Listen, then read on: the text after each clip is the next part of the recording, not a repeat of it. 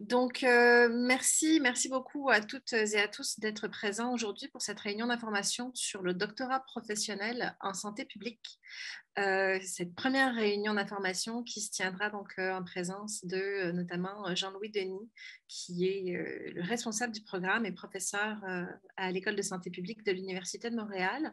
Je vais juste commencer cette réunion en faisant quelques petits rappels de d'ordre technique. Le premier rappel, ce sera de vous rappeler que la réunion est enregistrée et donc qu'on vous demande, s'il vous plaît, de bien vouloir garder vos micros éteints euh, ainsi que vos caméras si vous ne souhaitez pas apparaître. Également, à la fin de la présentation, puisqu'il va d'abord y avoir une présentation pendant une quinzaine de minutes, vous aurez l'occasion de poser vos questions. Comme nous sommes assez nombreux aujourd'hui pour cette réunion, on vous demande de poser vos questions à l'écrit dans l'onglet clavardage. Vous voyez normalement l'option clavardage en bas de votre écran. Donc, n'hésitez pas à poser vos questions. On prendra les questions plutôt transversales qui peuvent concerner tout le monde, toutes les personnes qui sont intéressées par ce programme. Donc, on évitera d'aller trop dans les spécificités de votre profil, de votre dossier, etc.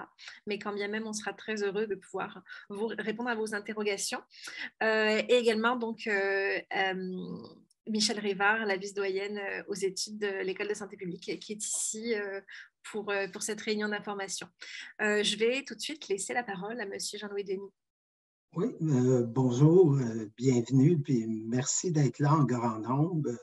C'est un grand jour pour nous parce que c'est un nouveau programme, je dirais qu'il nous intéresse beaucoup parce qu'on pense qu'il y a énormément de potentiel. Et comme disait Stéphanie, là, j'ai bénéficié dans toute l'organisation du lancement du programme de l'expertise et de la collaboration de la professeure Michèle Rivard, vice-doyenne aux études, et pour tout ce qui est communication de Stéphanie et Emmanuel Dufault, puis je les remercie. Je vais commencer par une présentation d'une quinzaine de minutes où l'objectif, c'est vraiment, je dirais, de partager la spécificité et je dirais, la personnalité du programme. Je vais partager mon écran. Vous me direz si tout est beau. Tout là, là, c'est bien, c'est vu. C'est en mode projection, donc merci. Donc, Stéphanie l'a mentionné, je suis professeur de politique et management de la santé à l'un des 3 départements de l'École de santé publique de l'Université de Montréal, celui qui est évaluation et gestion des politiques. L'objectif du programme, je vais vous en décrire 3, c'est il y a un objectif, et j'insiste sur le mot, il y a vraiment un objectif d'excellence, c'est-à-dire le doctorat professionnel n'est pas un doctorat à rabais, c'est un parcours spécifique qui vise, tel que c'est écrit ici, à former des leaders d'expertise polyvalents et de haut calibre en mesure de faire face à des enjeux complexes, actuels et futurs dans tous les domaines de la santé publique. Donc, ce que ça veut dire, c'est qu'on cherche un petit groupe d'étudiantes et d'étudiants de très haut niveau qui pourront à la fois bénéficier du programme et aussi nous aider à amener le programme plus loin parce qu'ils sont particulièrement engagés et talentueux. On voit aussi le programme comme un accélérateur du développement et de l'intégration professionnelle de leaders en émergence. Et tous ces termes-là ont été choisis délibérément, c'est-à-dire le programme est destiné, je vais revenir tantôt, pour des gens soit récemment diplômés ou avec peu d'expérience et qui vont bénéficier d'un programme qui est ancré dans des milieux de décision et de pratique, et d'où l'idée que le programme devient un accélérateur à la fois de leur développement et de leur intégration professionnelle, toujours dans la perspective qu'à moyen terme, ils se distinguent comme leaders dans le domaine de la santé publique. Donc, on vise à recruter des leaders en émergence, tant au niveau national qu'international, possédant un diplôme de maîtrise sans ou avec expérience, et je reviendrai en conclusion sur la question de l'expérience. Il y a 4 composantes principales du doctorat professionnel en santé publique, puis pourquoi on insiste aujourd'hui sur ces composantes-là, c'est que pour nous, elles permettent de souligner les caractéristiques distinctives du programme. Première composante, c'est une offre de 10 séminaires obligatoires. Je vais juste masquer les photos, là, je ne vois plus, mais une offre de 10 séminaires obligatoires qui vise à la fois à bien comprendre ce qu'est la santé publique contemporaine, autant dans ses aspects, je dirais, fondements, donc de connaissances, ses aspects méthodes au niveau de la recherche, mais aussi méthodes au niveau de l'intervention dans des milieux qu'on appelle complexes, comme celles et ceux de la santé publique, et la période pandémique nous a bien illustré ça. Ces 10 séminaires-là sont offerts, je dirais, à géométrie variable, mais ils visent tous à créer un effet de cohorte. Puis lorsqu'on mentionne effet de cohorte, pour nous, c'est la possibilité que les participants et participantes au programme apprennent au maximum aussi de l'un de l'autre et pas juste, comme on dit communément, des professeurs responsables. Certains de ces séminaires-là vont être offerts uniquement aux étudiants et étudiantes inscrits au programme de doctorat en santé publique. D'autres séminaires, je dirais, dans un nombre plus limité, vont être offerts conjointement avec les étudiants du doctorat en santé publique qui visent à former des chercheurs, des gens qui se destinent à une carrière académique en santé publique, lorsque les contenus sont communs, c'est-à-dire lorsqu'on se dit, voilà, qu'on soit dans un programme ou l'autre, les étudiants doivent sortir du programme avec une maîtrise de ce contenu-là. Et un exemple va être le séminaire en santé mondiale. On travaille actuellement sur des formules aussi hybrides où certains séminaires seront en responsabilité partagée entre un professeur, un académique, si vous voulez, et un leader ou une leader de haut niveau dans le milieu de la santé publique, donc une formule que j'appelle hybride. Puis, tous les séminaires visent à développer une compréhension profonde des stratégies d'intervention, des pratiques dans le contexte actuel de la santé publique. C'est-à-dire, qu'est-ce que ça veut dire être un acteur influent dans l'univers de la santé publique actuellement et futur. Ça, c'est la composante 1. Composante 2 et 3, et ça, c'est une caractéristique, je dirais, distinctive du programme. On a une composante 1 très programmée, où tous les étudiants et étudiantes passent par le fil des 10 séminaires et partagent un ensemble de connaissances communes. Composantes 2 et 3, c'est pour un maximum de 30 crédits, donc la moitié des cours qui sont suivis dans le programme.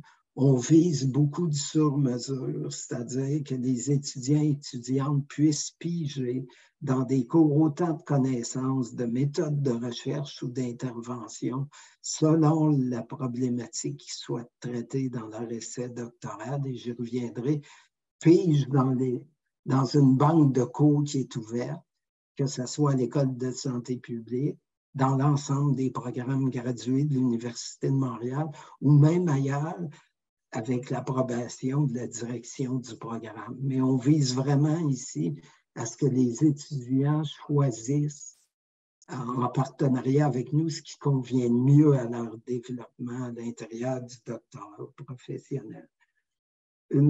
Ça, je pense que je l'ai couvert. Une composante 4, très importante, un essai doctoral qui compte pour 24 crédits. Et la spécificité ici de l'essai doctoral, c'est que c'est un projet d'analyse en contexte réel, fondée sur un partenariat étroit entre le programme, l'étudiant ou l'étudiante et un milieu de décision et ou de pratique en santé publique. Et le problème qui est traité dans l'essai doctoral, c'est un problème qui est défini en partenariat entre l'étudiant, le programme et le milieu de pratique. Fait que ça c'est vraiment une spécificité et ça revient un peu à ce que je disais. Le programme se veut un accélérateur du développement et de l'intégration professionnelle, c'est-à-dire à travers l'essai doctoral, vous développez un partenariat qui est quand même conséquent avec un milieu de pratique ou de décision. Et l'essai doctoral est suivi, si vous voulez, d'un 11e séminaire obligatoire qui est suivi du projet doctoral et qui réaffirme cet esprit de cohorte plus en fin de programme où le séminaire est structuré pour que vous partagiez les développements de votre essai doctoral avec vos collègues et les professeurs qui en seront responsables. Les éléments distinctifs du programme, c'est donc j'essaie vraiment, excusez, je vais de mémoire. Ah, là, j'ai réussi à enlever les images. Les éléments distinctifs du programme CA, un ensemble de séminaires obligatoires permettant de développer une compréhension holistique et ancrée, voulant dire en lien avec des préoccupations et des contextes de pratique de santé publique. Un programme qui mise sur des partenariats étroits et facilitants avec des milieux de décision et de pratique en santé publique. Donc, c'est vraiment, je dirais, c'est imbriqué dans le programme et c'est un passage obligé, ces partenariats-là, entre autres pour l'essai doctoral, centré sur un problème d'importance et à forte portée identifié conjointement avec des milieux de décision de pratique. Il y a un souci constant dans le programme et on a commencé à travailler sur le contenu des séminaires obligatoires et leur perspective. Il y a un souci constant de mobiliser les connaissances et les méthodes de recherche et d'intervention comme moteur de l'innovation santé publique. Et un peu le test de cette ambition de contribuer à l'innovation en santé publique va se faire, entre autres, par les différents partenariats avec des milieux de décision pratiques. Je conclurai cette partie-là en disant une combinaison donc de standardisation des séminaires obligatoires, ce que j'appelais le passage obligé, et du sur-mesure, les cours à option dont je parlais ou au choix, de manière à tenir compte des intérêts et expériences des participants et participantes, tout en assurant le développement d'une expertise de haut calibre nécessaire à l'exercice d'un leadership en santé publique. Le programme, pour son lancement initial, n'est pas conçu comme un programme cadre en exercice. Qu'est-ce que ça veut dire? C'est qu'on a accès à 2 statuts tels que définis par les études supérieures à l'Université de Montréal.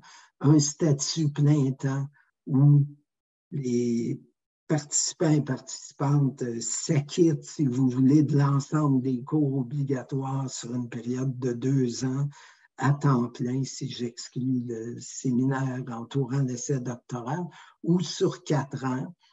Et ce que j'ajouterais, par contre, c'est vu que l'essai doctoral est pensé et planifié en partenariat avec un milieu de décision de pratique, je pense qu'il y a moyen d'évoluer, de faire évoluer l'essai doctoral en parallèle, en partie de la prise de cours, surtout pour quelqu'un qui choisirait une option demi-temps, c'est-à-dire sur 4 ans pour s'acquitter des cours. Il est important, par contre, de noter que les modalités de cours peuvent varier. On valorise que certains cours aient des composantes peut-être plus intensives et ne soient pas tous à raison du 3 heures semaine pendant 15 semaines, qui est le modèle classique du 3 crédits. Il y a peut-être des possibilités aussi, selon l'offre d'école d'été, ou de suivre plus en intensif l'été. Tout ça est à penser et développer selon le profil des participants. Donc, je le redis, c'est un programme qui est principalement orienté sur la sélection et la formation de leaders en émergence, tout en étant ouvert à des profils avec expérience et en mesure de se rendre disponible. Et je discutais avec quelques personnes intéressées la semaine dernière qui me disaient, si je me rends disponible, par exemple, un statut mi-temps, pour faire mes cours sur 4 ans et j'ai de l'expérience, est-ce que ma candidature se vend? Puis je leur répondais avec un oui affirmé. C'est-à-dire, il est destiné pour des leaders en émergence, mais on est très ouvert à des candidatures avec expérience qui acceptent de jouer le jeu des règles initiales qu'on a mis pour suivre le programme.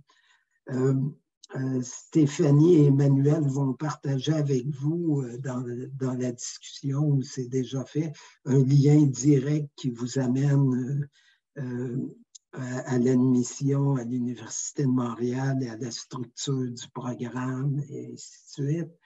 Et il y a aussi, c'est-à-dire la date limite du dépôt de demande d'admission le 1er février 2023.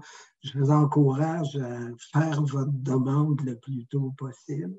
Nous, on va traiter en comité les demandes. On envisage pour un sous-ensemble de candidatures de faire des entrevues. Et je vous invite à vous signaler formellement plus tôt que tard parce qu'on envisage, non, je vais dire autrement, on démarre le programme, on a un plancher minimal à 10 étudiants ou étudiantes, on est prêt à se rendre à plus selon l'excellence des candidatures et je vous invite à manifester votre excellence tôt dans le processus. Merci. Je vais arrêter le partage d'écran et on va prendre les questions. Merci beaucoup, Jean-Louis. Donc, on a pas mal de questions déjà dans le clavardage. Donc, effectivement, nous avons partagé le lien pour la fiche admission du programme dans le clavardage. On la repartagera si vous n'arrivez pas à la retrouver, il n'y a pas de problème. On la repartagera régulièrement pendant la séance. Donc, je vais commencer en fait par quelques questions qui ont été posées. D'abord des questions sur l'identité en fait, du programme finalement. Est-ce que ce doctorat aura le titre de PhD et est-ce qu'il est possible d'enseigner avec ce doctorat? Bon, puis Michel pourra aussi me corriger, elle a plus d'expérience sur toutes les, je dirais, la réglementation des programmes, mais ce n'est pas un PhD, c'est un doctorat professionnel en santé publique. Ce n'est pas une contre-indication pour l'enseignement, mais le programme ne vise pas comme le doctorat, je dirais, habituel, à défaut de meilleur terme, en santé publique, qui vise à former avant tout des chercheurs qui occupent des postes dans le monde de la recherche en santé publique. Quelqu'un qui a un doctorat professionnel pourrait être mobilisé par une institution d'enseignement au niveau supérieur. Ça, je ne vois pas de contre-indication, mais c'est pas l'objectif dominant du programme. Je ne sais pas, Michel. Oui, je suis d'accord avec la manière dont tu le présentes. Ça ne vise pas à former des gens qui aspirent à une carrière académique, on va dire traditionnelle. Chez nos voisins américains, il y a des diplômés de ce type, de ce programme qui s'appelle DRPH, c'est l'acronyme, là, mais le doctorat professionnel en santé publique. Il y a des diplômés qui œuvrent dans des écoles de santé publique, qui ont des titres de professeurs parce qu'ils ont des professeurs de pratique, puis des professeurs plus, on va dire, classiques. Chez nous, ici au Canada, du moins au Québec, étant donné que c'est un nouveau programme, il n'y a pas de précédent de ce côté-là, mais ça ne veut pas dire qu'à l'avenir, ça ne serait pas une possibilité là, d'embaucher quelqu'un avec ce type de diplôme. Mais je confirme ce que tu as présenté, ce que le professeur Denis a présenté. Ce n'est pas l'objectif principal du programme. C'est de former des leaders qui vont plutôt œuvrer dans des milieux de pratique et non pas dans l'académique. Merci. Ça rejoint une question également qui était sortie plusieurs fois dans le clavardage. Est-ce que c'est l'équivalent du DRPH en anglais? Donc oui, effectivement, c'est l'équivalent. Donc, on nous a aussi posé la question, quelles sont les conditions d'admissibilité pour ce doctorat? Je ne sais pas si c'est besoin. Elles sont décrites sur la fiche programme là, de l'université, mais c'est vraiment un diplôme de maîtrise pertinent et un dossier académique excellent. Et après, il y a votre lettre de candidature. OK. Donc, j'ai aussi la question, pour l'essai doctoral, est-ce que nous pouvons entreprendre notre propre recherche pour trouver l'organisation de santé publique? Tout à fait. Puis après, ça doit être, à défaut de meilleur terme, approuvé, reconnu par le programme.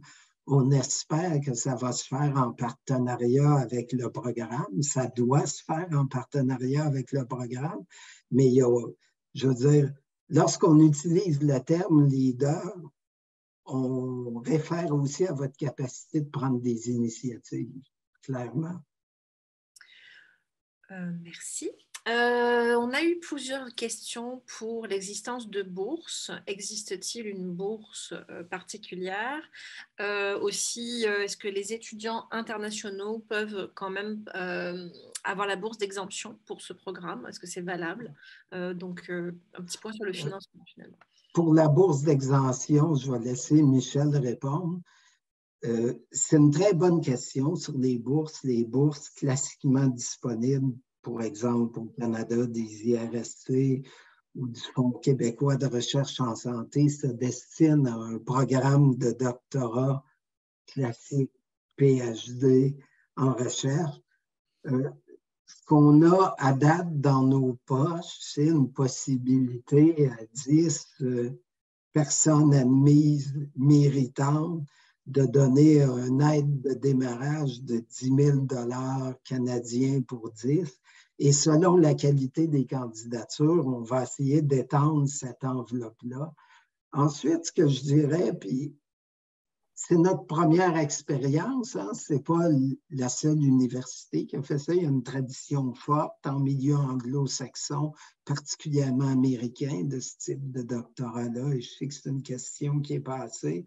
Mais dans le développement des partenariats, on va aussi regarder les possibilités d'appui aux étudiants. Je ne peux rien promettre, mais je vais vous donner un exemple. Je parlais à un organisme très crédible la semaine dernière qui disait « Moi, je veux quelqu'un qui serait chez nous l'été, quand il n'y a pas de cours, je veux l'appuyer. » Et je pense que avec l'état des ressources humaines dans beaucoup de milieux qui nous concernent, la possibilité d'intégrer des gens de talent et de leur donner un appui, je serais assez optimiste là-dessus, sans pouvoir vous en dire plus. Mais c'est pour ça qu'on insiste sur la qualité des profils qu'on va en mettre, parce qu'après, on veut avoir quelque chose à mettre sur la table avec nos organisations partenaires. Merci. Michel, peut-être Oui, les exemptions. La réponse est oui. La réponse est oui. Les étudiants seront admissibles au programme d'exonération des frais supplémentaires de scolarité. Merci beaucoup. Quel poids donnez-vous à une longue expérience dans le domaine de santé publique, même si on n'a pas une bonne moyenne exigée? Je dirais c'est à vous à faire votre point dans votre lettre de candidature. C'est à vous à montrer de la détermination et de la perspective. C'est un processus compétitif, mais on va regarder tous les dossiers qui nous sont soumis là. Notre objectif, c'est d'exercer du jugement et d'avoir les meilleurs, pas d'aller arbitrairement. Mais il faut que ça respecte les règles des études supérieures, par contre, en termes de moyenne pour l'admission. Merci. Une question sur les débouchés. Quels sont les débouchés présumés au Québec pour les finissants d'un tel programme? C'est un nouveau programme. Moi, je dirais, les débouchés possibles, c'est toute organisation, si vous dites au Québec, les directions régionales de santé publique qui sont en grand renouvellement de main-d'œuvre. Je ne sais pas si on dit les sections départements du ministère de la Santé qui sont intéressés par les questions de santé publique. Des établissements de santé qui ont des volets ou des initiatives qui rejoignent la santé publique. Je dirais, moi, à peu près à tout milieu que je parle, les gens se montrent très intéressés. Je ne suis pas trop inquiet de cet aspect-là. Et il y a des débouchés aussi, par exemple, l'Agence canadienne de santé publique est souvent à la recherche de haut profil pour mener leur dossier. Il y a une demande. OK, merci. C'est plus ou moins relié, mais en tout cas, puisqu'on reste toujours dans les débouchés et dans l'envergure du programme, est-il possible de trouver un terrain de stage à l'international? Oui. Oui, ben, je vais donner un exemple. Il y a quelqu'un qui, par l'intermédiaire d'une collègue, est à la Fondation Gate, puis serait intéressé éventuellement à postuler et à poursuivre son développement en partenariat avec une fondation internationale. Je dirais oui, et plus que oui, idéalement, ça serait bien qu'on ait un mix dans le programme. Donc, je continue les questions un petit Oui. peu dans l'ordre de là où on les a retrouvées, parce que ça continue à arriver. Alors, continuez à poser vos questions dans le clavardage. Bonjour, est-ce possible de suivre le programme en distanciel et de venir pour les séminaires obligatoires si on est un professionnel de la santé? Donc, j'imagine dans le cas d'un étudiant qui serait étudiant international. Oui. Ben, je dirais, il y a des contraintes fortes sur l'horaire des cours. Hein? C'est-à-dire, c'est sûr, quand vous n'avez pas de cours, vous pouvez être où vous voulez. Mais l'offre de cours est en présentiel. Ça ne veut pas dire des fois qu'il ne peut pas avoir des accommodements très marginaux et selon les horaires de cours à définir, bien, ça va vous donner la marge que vous avez, là, et certains cours peut-être peuvent être suivis ailleurs et être reconnus par le programme, mais ce n'est pas un programme qui est de l'éducation à distance. En ce moment, il n'est pas dessiné comme ça. Il peut permettre certains accommodements, mais ce n'est pas un programme qu'on suit à distance.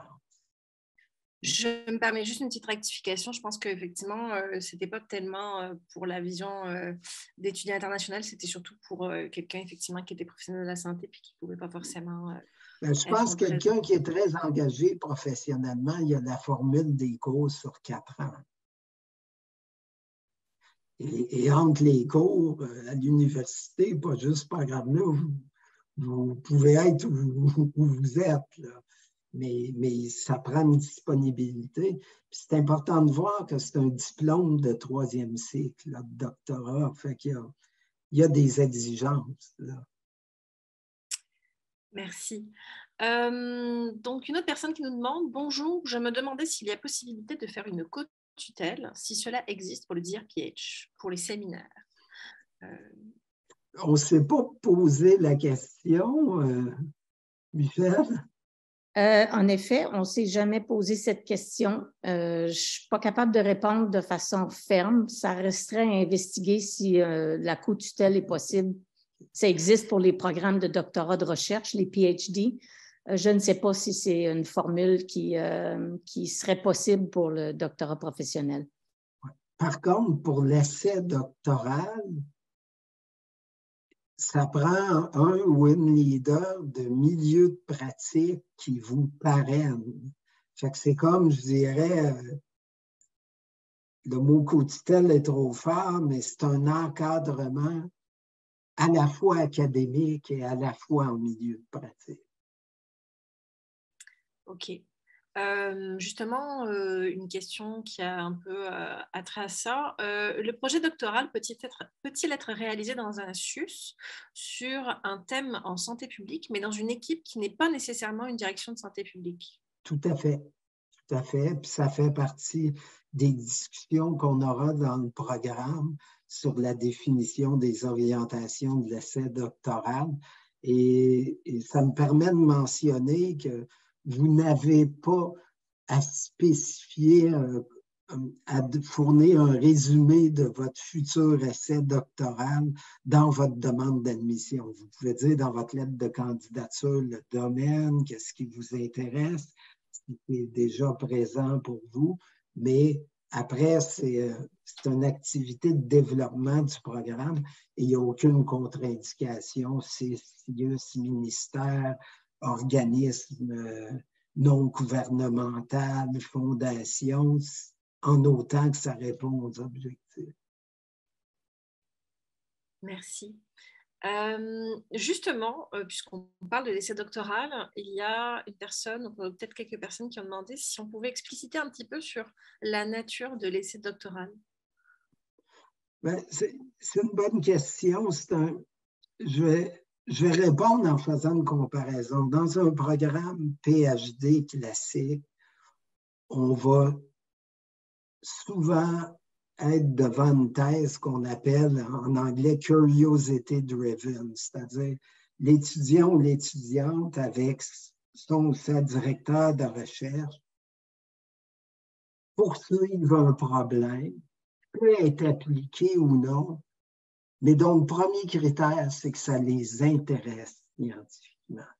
L'essai doctoral, ici, a évidemment un intérêt de connaissance, un intérêt d'analyse sophistiquée, mais d'un problème en contexte qui vous intéresse et qui intéresse l'organisation partenaire.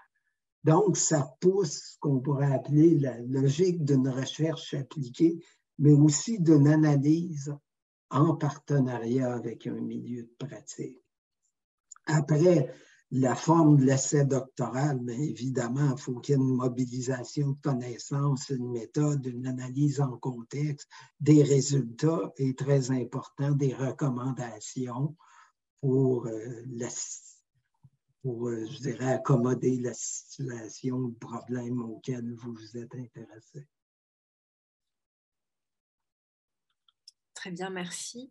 Je pense qu'on l'a évoqué rapidement tout à l'heure, mais comme je lis les questions en même temps, est-ce que l'ébauche de projet doctoral est nécessaire pour… Non.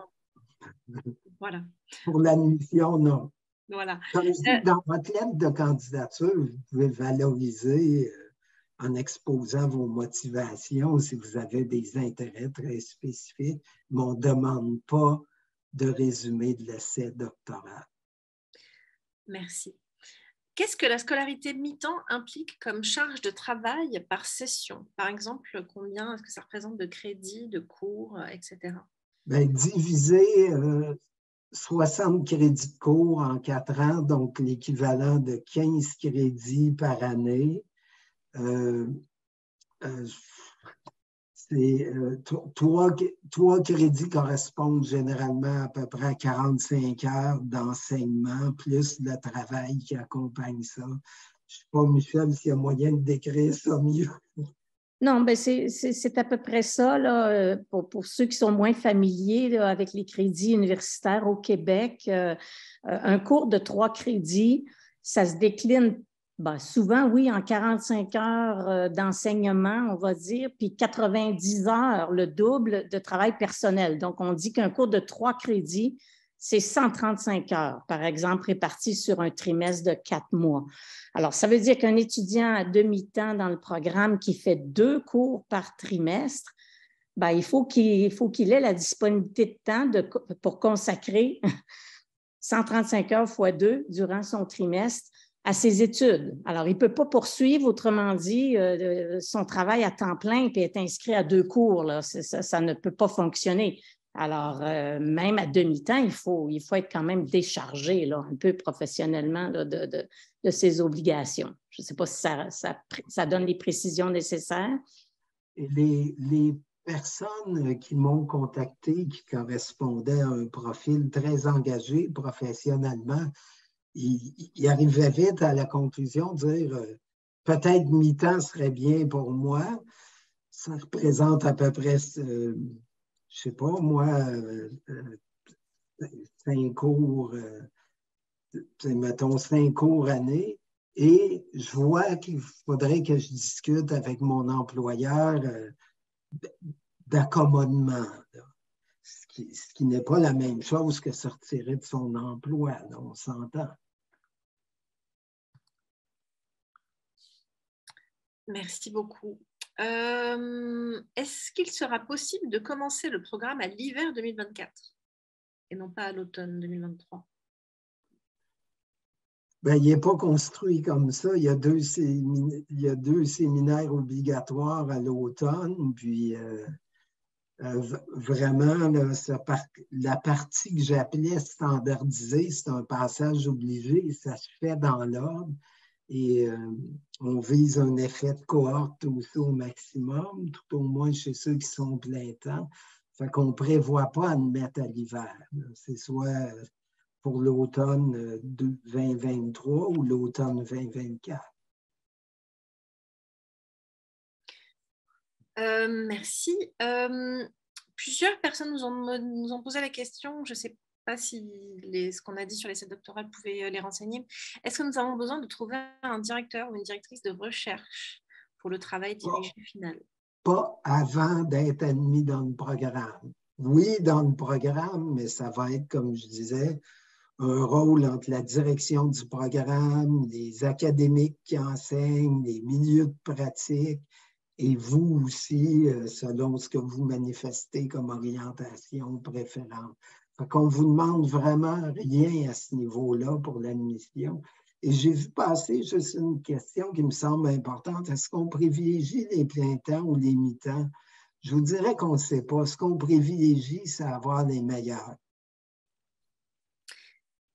Et effectivement, il y a une personne aussi, je pense que c'est peut-être la même dont vous parlez, qui disait qu'elle avait l'impression que les gens qui avaient de l'expérience professionnelle seraient sans doute auraient un profil plus adéquat. Est-ce que c'est ça? Non, non, non. C'est vraiment ceux qu'on pense qui, dans 5 ans, vont faire une différence. Il n'y a vraiment pas d'a priori sur... et il n'y a pas d'a priori mi-temps, demi-temps. Il y a vraiment, non, ce n'est pas conçu et dessiné comme ça. Merci. Est-ce que le programme vise à former les étudiants et les étudiantes pour travailler avec les enjeux spécifiques du système québécois? Je dirais pas spécifiquement, non. C'est sûr qu'il y a un ancrage si nos étudiants proviennent en majorité du système québécois et qui développent dans leur essai doctoral des partenariats avec les organisations d'ici. Mais c'est vraiment pas... C'est un programme universitaire. Hein? Il y a une prétention d'universalité. C'est pas un programme made in Québec. Là. Merci. Petite question de linguistique, mais on pourrait y répondre rapidement. Est-ce que le programme est ouvert strictement en français ou bien est-ce qu'il est bilingue? Mais on pourra le rappeler. Il est offert en français parce que c'est la langue d'enseignement de l'Université de Montréal, mais il n'y a pas de problème pour les travaux écrits de faire en anglais. Là. Il y a une question intéressante pour l'admission. Effectivement, on le rappelle, on vous conseille de vraiment bien lire ce qui est sur le site admission. Mais quelle orientation concerne le critère posséder une maîtrise pertinente? Ben, je dirais, puis là, on me corrigera. Pour moi, c'est très large. Quelqu'un qui aurait une maîtrise en économie, en sciences politiques, en santé publique, en sociologie, en soins infirmiers. Pour moi, c'est très, très large. Je ne sais pas, Michel, moi, j'ai tendance à interpréter ça. Oui, je suis d'accord. On pourrait énumérer plein d'autres disciplines. en Oui, droit, philosophie. en environnement. Oui. Puis l'idée, c'est de faire votre point dans votre lettre de candidature. Il faut que vous vous vendiez. Là. Vous êtes des leaders en émergence. Fait que vous construisez votre argument. Merci. Donc, pour le dossier de candidature, devons-nous soumettre des lettres de recommandation? Je pense qu'il y en a 2. Je n'ai pas revisé ça ce matin. Michel? Non, non, il n'y en a les pas. A enlevés? Il n'y en a pas. Encore une fois, vous allez avoir tous ces renseignements-là sur la fiche, sur le site admission de l'université, la fiche programme qu'on appelle, qui décrit le programme, la structure du programme, mais également toutes les exigences à l'admission. Est-ce que, alors ça tient aussi à l'admission, mais peut-être que bon, c'est un processus un peu particulier, donc on peut revenir dessus. Est-ce que vous pouvez nous parler du processus d'entrevue?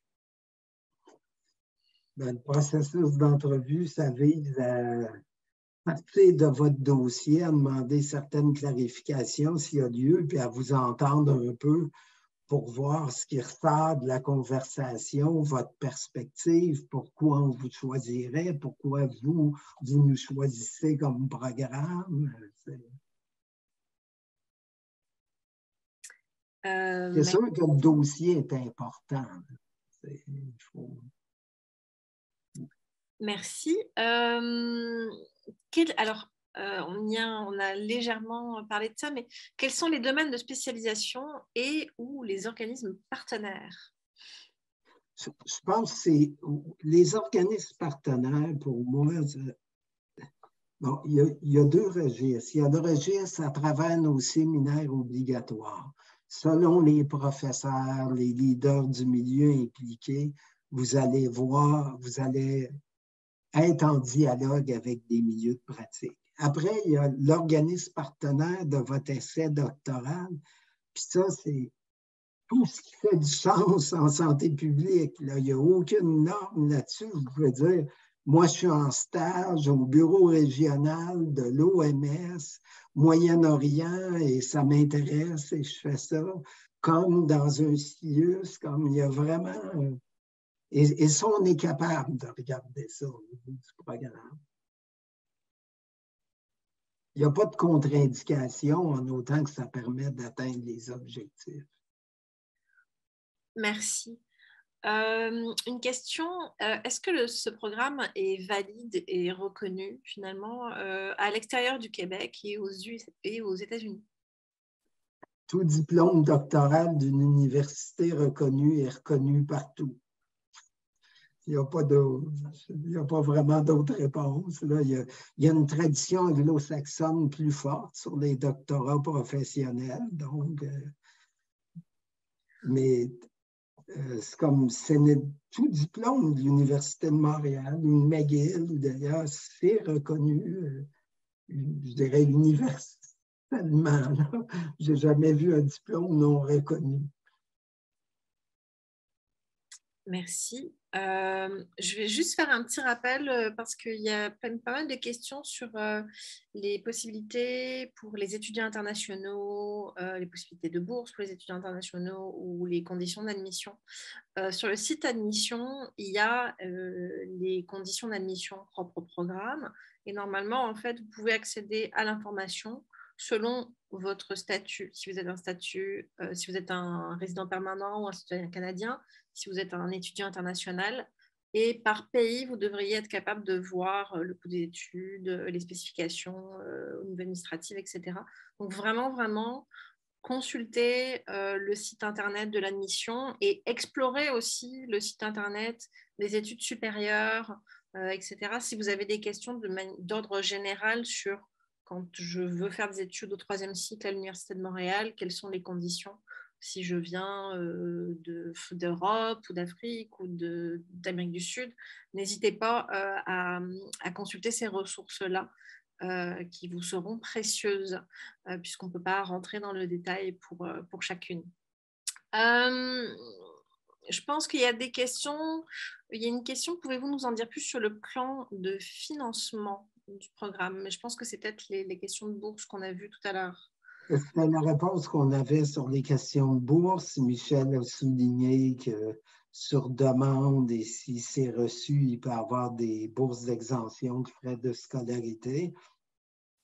Et après, chemin faisant, je ne parle pas dès les premières semaines, mais chemin faisant, j'ai bon espoir que dans les partenariats qui vont se développer, entre autres autour de l'essai doctoral, qu'il va y avoir des opportunités d'appui pour les étudiants. Mais ça se joue à l'usage. On est comme vous en première cohorte. Oui, oui. Je vais poser une question pour les étudiants internationaux aussi, mais qui peut être intéressante. Pour un étudiant international qui n'en dispose pas au Québec, est-ce que le programme se chargera, ou en tout cas l'aidera, à trouver un milieu de pratique? Oui. Oui. Si quelqu'un est admis dans le programme, ça fait partie de nos responsabilités. Évidemment, avec la participation active de l'étudiant ou de l'étudiante, ce que j'insiste là-dessus, on est supposé admettre des moteurs de la santé publique. Fait qu'on on veut des gens qui ont de l'initiative, mais oui, c'est un engagement du programme. Et on va être en recrutement d'une personne qui va coordonner ces aspects-là au programme et nous aider à établir les partenariats. Une question intéressante, elles le sont toutes, mais celle-ci m'interpelle. Pouvez-vous expliciter votre définition de leader? Est-ce que ça sous-entend un objectif de développement de futurs gestionnaires?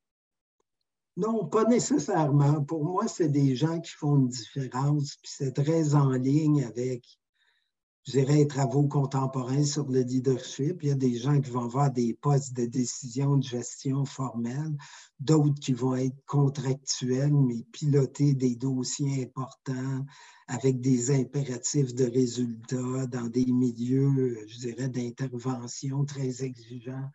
C'est une vision large, mais avec l'idée de dire, si on ne se trompe pas dans la sélection, les gens vont être remarqués après et faire une différence.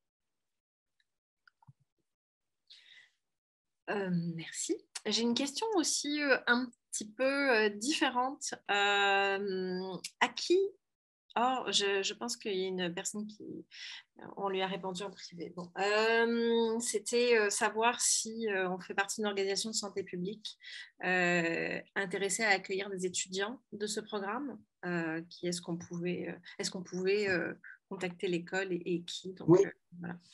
Vous pouvez me contacter. Parfait. Écoutez, y a-t-il des partenariats spécifiques pour les étudiants français? Oui, effectivement.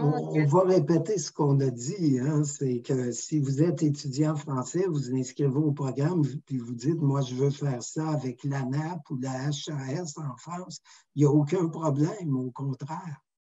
Et là, on va se développer un processus de collaboration entre le programme et l'organisation en question. Parfait. Bon, je vois qu'il y a des questions. Est-ce que c'est possible d'être avec des organismes privés, des ONG? Il n'y a pas de censure sur les partenariats. On s'entend, en autant que c'est sérieux, ça permet d'atteindre les objectifs du programme. Quelqu'un pourrait être dans une grande firme conseil qui intervient en santé et si l'orientation répond au programme, il n'y a aucun souci. Là. Merci beaucoup. Oui, Michel. Il y avait une petite question sur l'agrément par le CEPH. Dans le clavardage, la personne doit être au courant que l'école a l'agrément du Council on Education for Public Health, du CEPH. On a un agrément d'école et par ricochet, le programme de doctorat professionnel est clairement agréé et même développé, a été développé en se basant sur les compétences visées pour un doctorat professionnel en santé publique tel que défini par le CEPH. Donc, la réponse est oui. Effectivement, c'est très important.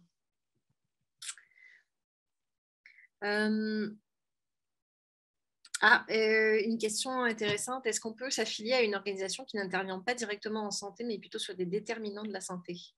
Tout à fait. Oui, et oui, plus.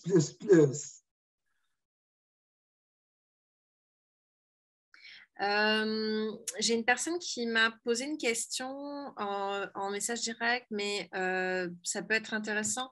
Je pense qu'il y a des choses qu'on a déjà évoquées, donc c'était en termes de durée par rapport à la structure mi-temps, temps plein, etc. Je pense que ça, on en a parlé tout à l'heure. Il y a des questions sur la rémunération pour la portion stage dans un milieu. J'imagine que ça va dépendre du milieu de stage. Ouais, ben, ça dépend du partenariat autour de l'essai doctoral. Puis, il y a un séminaire aussi qui s'appelle Pratique avancée en santé publique qui pourrait donner lieu à des parrainages d'étudiants, d'étudiantes par des milieux de pratique et éventuellement peut-être un emploi d'été. J'ai des exemples en tête parce que je l'ai fait dans le cadre de d'autres dossiers là, où les personnes ont eu, comme on dit communément, des jobs d'été, puis après on travaillait à temps partiel dans l'année. Mais on est sur du cas par cas. Hein. Il y a une question donc d'une personne qui nous demande si d'ici quelques années, on envisage de proposer une formule plutôt cadre en exercice pour une cohorte de candidats particulière. C'est certainement une question qu'on va se poser. Le programme a été conçu de la manière dont on en a parlé aujourd'hui. C'est certainement une question qu'on va se poser, chemin faisant. J'ai des questions également dans le chat de personnes que nous connaissons de l'ESPOUM. Est-ce que des cours précédemment suivis à l'ESPOUM dans le cadre d'un programme de 2e ou de 3e cycle seront créditables facilement au doctorat professionnel?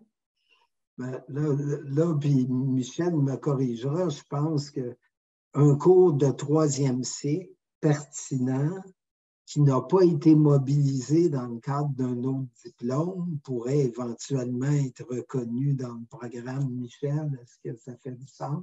Oui, ça fait du sens et il y a un nombre maximum de crédits. Oui, je pense que c'est 9, je ne me souviens pas. Mais... Je ne me souviens pas il faudrait que je retourne au règlement pédagogique pour vérifier. C'est un pourcentage, en fait, du nombre de crédits d'un programme qui peuvent être reconnus là, en termes d'équivalence, etc. Donc, je ne veux pas m'avancer. Il ne faut pas qu'il ait servi à un autre diplôme. Normalement, tu as raison, bien que je crois que peut-être qu'il y a la possibilité pour un nombre très restreint de crédits. Il faudrait le vérifier. Là. Je ne peux pas donner une réponse ferme là-dessus. Merci.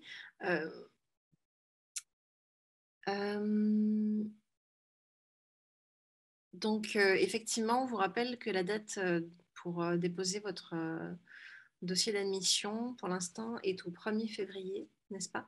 Si je ne me trompe pas. Ouais. On vous a remis de toute façon les dates tout à l'heure. Juste pour rebondir sur un commentaire également, est-ce qu'on peut juste réexpliquer peut-être la différence entre l'essai doctoral, le travail dirigé et le stage dans la chronologie de tout ça? Ben, ça, c'est un langage très second cycle, là, travail dirigé, stage, j'imagine, tel qu'il est formulé. L'essai doctoral, là, c'est un peu bête ce que je vais dire, c'est 24 crédits dédiés à l'analyse d'un problème dans le contexte d'un programme de 3e cycle. Donc, on est ailleurs là, sur les attentes en termes de connaissances mobilisées, sophistication de l'analyse, des propositions, interactions avec le milieu. Un travail dirigé, c'est vraiment autre chose là, pour moi, pour en avoir dirigé à la maîtrise, et je ne disqualifie pas ça du tout, mais on n'est pas dans le même genre de formalisation, de systématisation de niveau, c'est normal. On n'est pas au 3e cycle et ce n'est pas le même type d'investissement. Puis j'ajouterais que l'expression essai doctoral est est bien décrite dans le règlement pédagogique, encore une fois, pour les doctorats professionnels, parce qu'il existe des doctorats professionnels dans d'autres secteurs, dans d'autres domaines. Et c'est vraiment une expression, je dirais, consacrée, là, du moins à l'Université de Montréal, là, que l'essai doctoral au 3e cycle. Alors, la nature de l'essai doctoral, comme le professeur Denis vient de l'expliquer, n'est pas du tout la même chose qu'un stage au 2e cycle ou qu'un travail dirigé au 2e cycle. Merci. Il y a une question qui est revenue aussi un petit peu pour les étudiants qui sont à la maîtrise et qui se posent la question pour candidater et qui vont forcément avoir leur diplôme plus tard dans l'année, en fait. Mais ça, il y a une procédure habituelle d'admission conditionnelle à l'obtention du diplôme. C'est très fréquent, ça, que les gens passent de 2e cycle à 3e cycle sur une condition d'obtenir le diplôme. Fait que ça ne nuit pas à l'examen de votre dossier. Très bien, parfait. Mais écoutez, je pense que pour l'instant, ça a fait le tour des questions. Il est presque 13 heures. Je pense qu'on a quand même passé en revue un nombre important de choses. Je ne sais pas si Jean-Louis ou Michel, vous voulez peut-être avoir un petit mot de la fin avant qu'on... Ben moi, je remercie. Il y avait beaucoup de participation. Donc, merci beaucoup. Merci pour vos questions. Puis, n'hésitez pas à signaler vos excellents dossiers dans le processus d'admission. Nous, on est prêts à les examiner sérieusement. Merci. Tout à fait, merci beaucoup. On vous rappelle de bien consulter la page admission du programme pour consulter les prérequis, les questions d'étudiants internationaux, de venus à l'Université de Montréal, etc. Donc, vraiment, ça doit être parcouru de façon claire. Puis, si vous avez des questions, n'hésitez pas à nous contacter par courriel. On vous remercie. Et on vous souhaite une bonne journée. Au revoir. Merci.